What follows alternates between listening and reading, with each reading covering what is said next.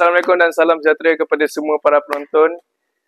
Selamat datang kembali ke dalam podcast Sembang Tokoh Suara Puisi. Jadi pada hari ini kita akan mengupas dan membincangkan tentang karya-karya yang hebat daripada tokoh tersohor kesusahan Melayu iaitu Profesor Emeritus Dr. Muhammad Haji Saleh. Jadi bersama saya pada hari ini 4 tetamu jemputan, Kimi, Safwan, Ijam dan Fahimi. Jadi kita akan mulakan dengan Kimi. Okay. Boleh anda ceritakan tentang karya puisi yang telah diterbitkan oleh Profesor Emeritus Dr. Muhammad Haji Saleh? Pertama sekali, Profesor Emeritus Dr. Muhammad Haji Saleh ni, dia bukan orang yang biasa-biasa. Dia telah hasilkan 12 koleksi sajak. 15 maafkan saya. 15 koleksi sajak. 5 buah buku antologi sastra Melayu. Dan juga 15 buku tentang teori sastra menggunakan bahasa Melayu dan juga bahasa Inggeris. Kita akan mulakan dengan karya yang pertama beliau, iaitu Perjalanan Si Tanggang 2, iaitu kesinambungan atau sambungan kepada Si Tanggang 1 yang lebih ke arah tafsiran moden. Karya Perjalanan Si Tanggang 2 ni bukan sekadar kisah anak derhaka, tetapi juga kisah manusia moden yang bergelut dengan identiti, perubahan dan akar budaya. Puisi ini memperlihatkan seorang anak Melayu yang merantau belajar, menyesuaikan diri dengan dunia luar. Tapi pada akhirnya kembali kepada pencarian asal-usulnya sendiri. Karya ini ia menyentuh tentang pengasingan budaya, pertembungan nilai dan kesedaran diri.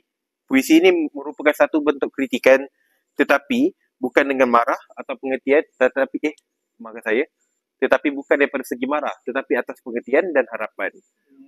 Karya kedua beliau adalah sajak-sajak Melayu yang telah dihasilkan pada 1981. Karya ini boleh dikategorikan sebagai puisi sejarah budaya. Dalam naskah ni, beliau telah menelusuri peristiwa dan tokoh penting dalam sejarah Melayu. Contohnya Hang Tuah, Melaka dan juga penjajahan. Tapi dengan nada puitis dan juga dengan penuh tafsiran. Karya beliau ni bukan hanya sekadar mengulang sejarah, tetapi juga beliau menulis sejarah itu dari sudut pandangan kontemporari. Dan sering meletakkan dirinya dan seolah-olah bertanya, apa maksud sejarah kita pada hari ini? Puisi ini sebenarnya berbentuk dokumentasi sejarah.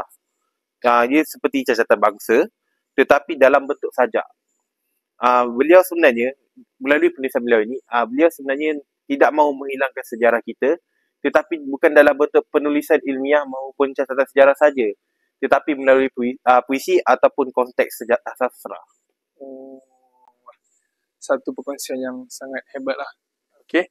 Jadi kedua-dua puisi ni kita boleh nampak dia menunjukkan sisi Muhammad Haji Saleh ni yang berfikir secara peribadi dan juga dia merenung dalam secara kolektif.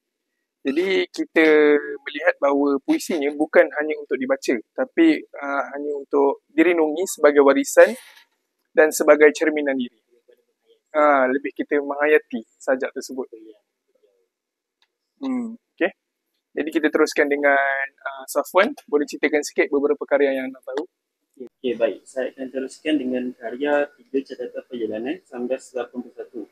Adalah antara puisi yang memperlihatkan sisi pengembara dan pemerhati budaya dalam diri Muhammad Haji Saleh. Ia ditulis berdasarkan pengalaman sebenar beliau merantau dan tinggal di luar negara, termasuk Eropah dan Asia Tenggara. Namun ini bukan puisi pelancongan biasa. Ia lebih kepada renungan budaya, sambil tetap membandingkan, menilai dan mengangkat budaya sendiri. Dalam puisi ini, Muhammad Haji Saleh ini bertindak sebagai seorang pencatat yang mencari makna di sebalik bangunan, bahasa dan tingkah laku masyarakat asing.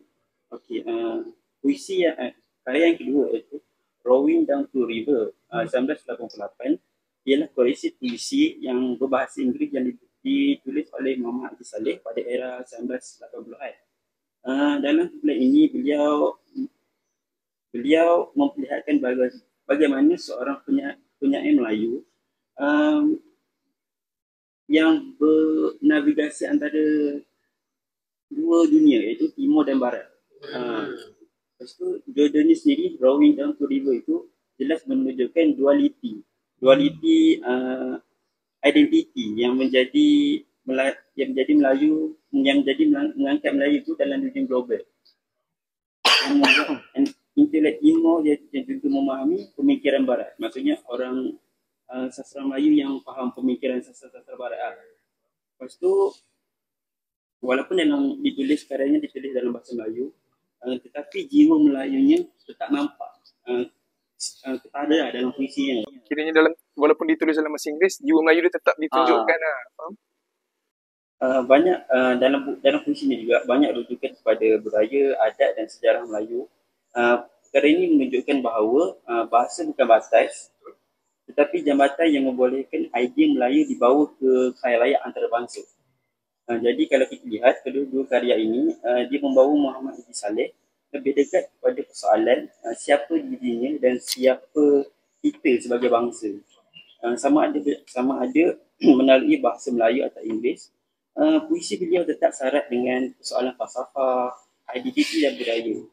Inilah kekuatan sebenar seorang penyair yang bukan hanya menulis tapi juga merenung dan mendidik. Saya tak sangka pula dalam karya ni ada juga ditulis dalam bahasa Inggeris kan. Jadi kita boleh nampaklah kebijaksanaan dia. Okay, kita teruskan dengan Ijam, boleh ceritakan sedikit? Okey, karya yang saya tahu ialah yang karya yang pertama iaitu karya Aksara Usia yang telah dikaryakan oleh Muhammad Haji Saleh pada tahun 2001. Okey, karya Aksara Usia ni dia betul-betul mencerminkan tentang Muhammad Haji Saleh, iaitu yang telah melalui perjalanan yang panjang dalam hidup dia. Okey, yang seterusnya koleksi puisi untuk Aksara Usia ni dia bersifat yang lebih tenang, iaitu dengan merenung dan lebih mendalam lah dia punya karya Aksara Usia ni. Okey, Muhammad Haji Saleh beliau menulis Aksara Usia ni tentang dalam dia ada tentang usia, kemanusiaan, waktu dan intelektualisme. Seterusnya puisi beliau ni bersifat kompletatif, iaitu kadang-kadang terasa seperti doa, kadang-kadang seperti wasiat kepada generasi akan datang. Seterusnya apa yang saya nampak tentang karya Aksara Usia ni, dia lebih mencabar kita untuk berfikir tentang makna hidup, ilmu dan nilai insan dengan nada lembut tapi kuat. Okey. Jadi bagi saya kedua tu sangat indah lah dan memberi kesan kepada diri kita. Jika kita melihat kepada penutup yang penuh kematangan dalam kembara puisi Muhammad Haji Saleh ini, dari pencarian identiti ke sejarah dan budaya, kerenungan batin dan akhirnya ke simbolisme harapan. Okey, oleh itu kita beralih kepada tetamu jemputan kita yang terakhir, Fahimi. Silakan. Okey, untuk karya yang seterusnya ialah Balada Suluh Budiman. Karya ini diterbitkan pada 2010. Karya ini merupakan puisi yang sangat simbolik dan syarat dengan unsur kebijaksanaan tradisi. Suluh Budiman, kena kan dengan kita usi. Okey, di sini bukan hanya tokoh saja tapi lambang kepada nilai-nilai luhur dalam masyarakat Melayu, iaitu seperti adab, ilmu budi dan kepimpinan yang berasaskan kebijaksanaan. Dalam karya ini Muhammad Haji Saleh mengangkat kembali suara orang-orang lama seperti Tok Guru, pendeta atau pelipu lara dan menempatkannya dalam konteks moden. Ia juga boleh dianggap sebagai satu bentuk puisi dokumentasi nilai.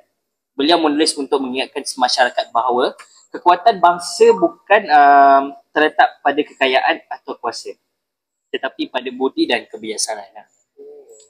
Okey, untuk karya kedua beliau yang saya boleh beri pada awak semua, Pujangga Tidak Bernama yang merupakan koleksi pada tahun 2020. Tak silap saya lah. Betul lah 2020 yang memperlihatkan kematangan dalam gaya dan falsafah. Ia menyentuh tentang kedudukan penyair, makna puisi dan juga kehilangan identiti dalam dunia moden. Menariknya, Pujangga Tidak Bernama merujuk kepada penyair yang menulis bukan untuk kemasyhuran tetapi kerana tanggungjawab terhadap bahasa dan manusia. Dalam erti kata lain, Muhammad Haji Saleh seperti sedang bercakap tentang dirinya, tentang dirinya sendiri dan juga kita semua yang mencari makna melalui kata. Jadi kita macam mencari Tuhan. Macam tu. Okey, lepas tu dalam puisi-puisinya dalam koleksi ini sangat minimalis tapi penuh dengan gema. Kadang-kadang satu frasa cukup untuk buat kita diam dan fikir panjang. Sangat matang, sangat sunyi Tapi dalam sunyi tu ada kekuatannya yang sangat luar biasa lah. Jadi dua karya ni, Balada Suluh Budiman dan juga Punjaga Tidak Bernama ni melengkapkan kembara puisi Muhammad Haji Saleh lah sebagai figura yang menyampaikan suara bangsa, sarjana bahasa dan juga pujangga sejati. Jadi beliau ni kita boleh nampak lah, dia bukan sekadar menulis puisi saja. Tapi dia melihat kehidupan-kehidupan dan dia berceritakan. Dia kadang-kadang dia memasukkan diri dia dalam puisi tu untuk menyebarkan kepada orang lain. Dari satu dia untuk bagi pesan kepada jenis yang akan datang juga. Kalau kita boleh tengok dalam dia punya puisi-puisi. Lagipun dia buat puisi-puisi dia, karya-karya dia melalui perjalanan hidup dia yang pernah dia lalui lah. Macam tadi contoh keluar negara kan, dia cerita balik dalam karya dia. Jadi oleh itu saya nak ucapkan terima kasih kepada semua tetamu jemputan dan juga terima kasih kepada para penonton yang sanggup dengar sampai habis. Jadi kita akan berjumpa lagi dalam siri yang akan datang dalam Sembang Tokoh Suara Puisi. Jadi itu saja pada hari ini. Terima kasih.